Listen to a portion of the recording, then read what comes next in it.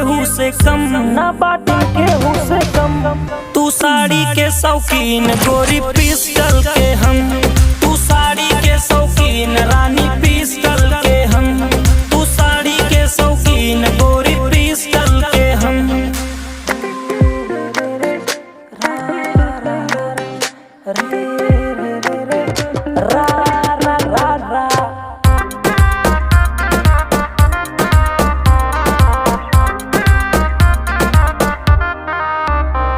हम गांव के देसी लइका, तू शहर के बाटू छोरी।